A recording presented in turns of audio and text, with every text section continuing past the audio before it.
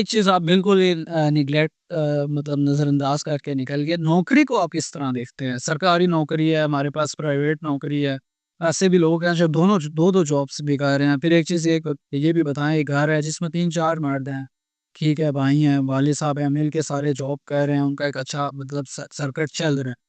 तो उनको भी क्या निकलना चाहिए, उनको भी कोशिश करनी चाहिए, और उस चीज़ को आप किस तरह अच्छा, मैं एक और चीज़, ये सवाल बहुत अच्छा है। अब इसको कंपैरिज़न करते हैं। मेरा पॉइंट बिज़नेस का था, और बिज़नेस चाहे आप पाकिस्तान में हो बिज़नेस, चाहे आप यूरोप में हो बिज़नेस, ठीक है? कहीं भी पैरों में मिल जाएँ, कारोबार की एक अलग वैल्यू है, अलग चार्म है।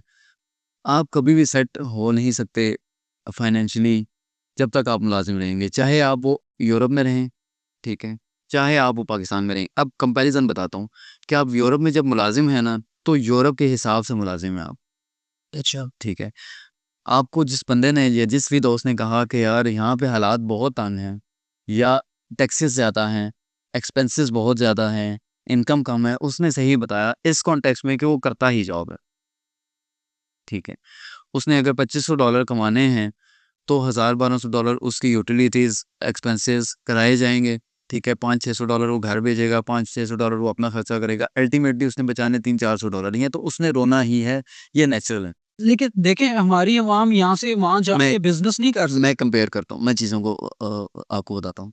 आप अगर सैलरी पर्सन है बिलाल भाई, तो मैं आपको अगर कहूँ कि बिलाल भाई एक बिज़नेस है, 15 से 20 लाख में स्टार्ट होता, ऑनेस्टली बताएँ आप अभी इस पोज़ीशन में हैं कि उसे स्टार्ट करें? नहीं। कभी भी नहीं हो सकते, आप पाकिस्तान में हैं। यही हालात जो हैं हमारा यूरोप में कोई भाई बैठा हुआ है, उसके भी यही होंगे कि उससे मैं अगर अभी पूछूँ कि तुम्हारे पास $1 लाख हैं कि हम एक कारोबार शुरू करते हैं, तो उसका सवाल भी एकदम से आएगा कि नहीं एहसान भाई नहीं है। तो चीज़ें प्लान करनी पड़ती हैं आपको। ये ऐसा नहीं है कि आप बैठेंगे और हो जाएगा। आप हिम्मत करेंगे, अपने कम्फर्ट ज़ोन से निकलेंगे बाहर, ठीक है? मेहनत करेंगे, 2-2 जॉब्स भी करेंगे, साथ एक टूटा-फूटा बिज़नेस भी स्टार्ट करेंगे। जैसे मेरी प्रैक्टिकल एग्ज़ाम्पल आपके सामने है, कुछ चीज़ें मैंने आपके सामने फ़ेस की हैं, ठीक है?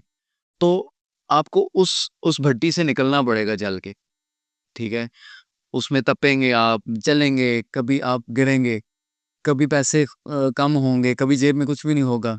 तो उन टूटे-फूटे सारे सिनेरियो से निकलेंगे, फिर आप बिज़नेस स्टार्ट करेंगे। रही बात नौकरी की, अब हमारे हालात ऐसे हैं कि पाकिस्तान में शायद मैक्सिमम सरकारी नौकरियाँ भी ख़त्म होती जा रही हैं। ज़्यादातर लोग हायरिंग ये हो रही है कॉन्ट्रैक्ट बेसिस पे हो रही है, ठीक है? अव्वल तो आती ही नहीं है, गवर्नमेंट जॉब। ठीक है? जो पक्की नौकरियाँ जिसे हम अपने हिसाब में पक्की नौकरियाँ कहते हैं, वो प्री प्लान होती हैं कि किस बंदे को मिलनी है, और उसका एक वो खानापुरी वाले हिसाब में ऐड लग जाता है। लोग 50, 100, 200, 500 लोग आते हैं, उनकी टेस्ट और इंटरव्यूज़ होते हैं, बट हायर वही होता है जो 1-2 बंदों की स्लॉट्स होती हैं जो पहले से बुक्ड होती हैं। सो ठीक है। दूसरे कॉन्टेक्स्ट में आप आते हैं कि सरकारी जॉब्स, तो वो अब कॉन्ट्रैक्ट बेसिस पे हैं, मैक्सिमम इदारे अब कॉन्ट्रैक्ट पे ही ले रहे हैं, और मैंने खुद मतलब एक हमारा बड़ा वेल ऑर्गेनाइज़्ड इदारा है, मैं उसमें काम करके आया हूँ, मैं उसका नाम नहीं ले सकता, गवर्नमेंट का इदारा है। वो भी अभी भी मतलब समझ लें कि 14वें स्केल तक मैं अगर उसका, क्योंकि स्केल उसका डिफरेंस है बीपीएस से, बीपीएस से, हाँ, उसका स्केल डिफरेंट है। अगर हम कंपैरिज़न करें तो बीपीएस अगर 14 है, तो वो अभी भी करंट सिनेरियोज़ में भी उनके पास ऐसे एम्प्लॉइज़ हैं, तो 10-10, 15-15 साल हो रहे हैं, कॉन्ट्रैक्ट बेसिस पे ही हैं। और मेरे 1-2 दोस्त हैं, वो इतने फेड अप हैं कि अफ़सान भाई हमें क्या करना चाहिए? उन्होंने 1-2 दफ़ा बात भी की मुझसे कि हम अभी तक स्टिल कॉन्ट्रैक्ट में हैं, हालाँकि अच्छी सैलरी ले रहे हैं, बट कॉन्ट्रैक्ट पे हैं।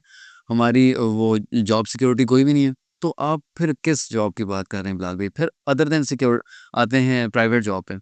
प्राइवेट जॉब आपने भी की है, मैंने भी की है।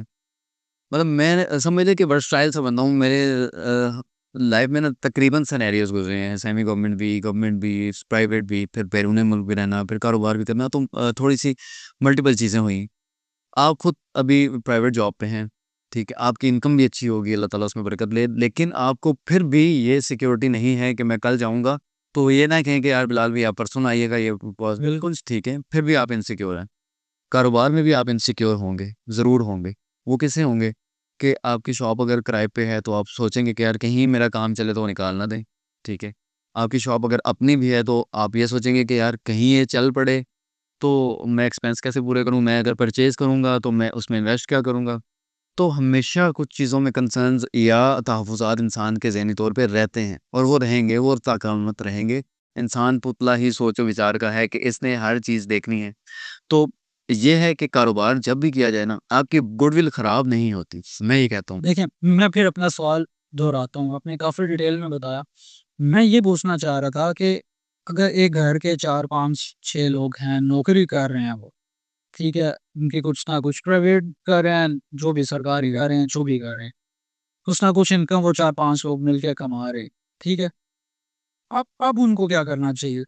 उनके लिए क्या बेहतर है? वो कारोबार की तरफ आएँ, बाहर निकल जाएँ या ये जो नौकरी कर रहे हैं, इसी को कंटिन्यू करें? मैं अगर थोड़ा-सा डिटेल में आपको बताऊँ, तो अगर पहली प्रायोरिटी है, अगर वो उनमें से कुछ 1 या 2 लोग बाहर निकल सकते हैं ना, कि बैरून मुल्क जा सकते हैं, तो वो ज़रूर वो अपॉर्च्युनिटी अवेल करें। ज़रूर अवेल करें। वो ये पहली प्रायोरिटी उनकी होनी चाहिए। दूसरी प्रायोरिटी उनकी ये होनी चाहिए कि 4-5 लोग हैं, ठीक है? वो अपने सोर्स ऑफ इनकम को ना महदूद करें। महदूद इन द सेंस करें कि उसमें से एक्सपेंसेस कम कर दें, ठीक है? सेविंग्स की तरफ जाएँ कुछ टाइम के लिए। मेरा मानना ये है कि आपकी सेविंग्स कभी भी आपको अमीर नहीं बनाती। सोर्स ऑफ इनकम आपको अमीर बनाते हैं हमेशा। इस आप पहली प्रायोरिटी मैंने आपको बता दी कि वो बाहर निकलने की कोशिश करें और बाहर प्रायोरिटी ये रखें कि यूरोप जाएँ, ठीक है?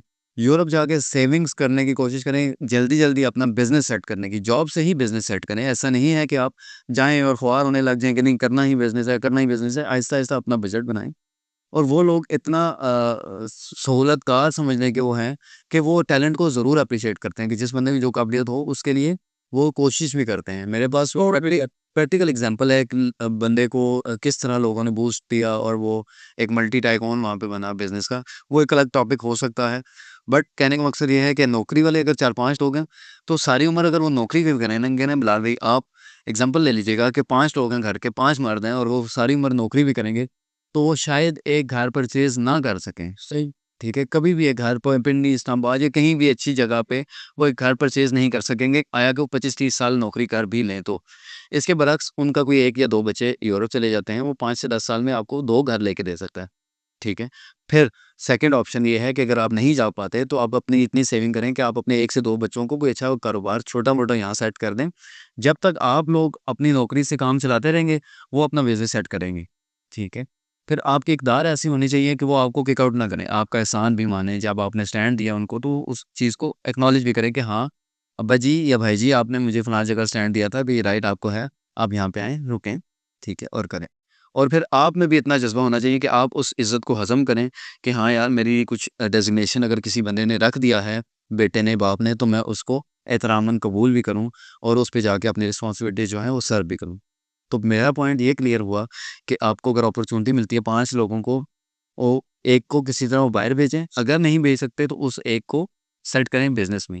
वो कंटिन्यूअस पूरी उम्र भी जॉब करते रहेंगे तो उनका बनेगा कुछ भी नहीं। मतलब उनका अच्छा सर्कल चल सकता है, उसका राशन-पानी, बुनियादी ज़रूरियात आपकी बहुत अच्छी हो सकती हैं, लेकिन और वो फाइनेंशियली तौर पे अपनी एक अगली आने वाली नस्ल को सहूलत नहीं दे सकते। सही लोग।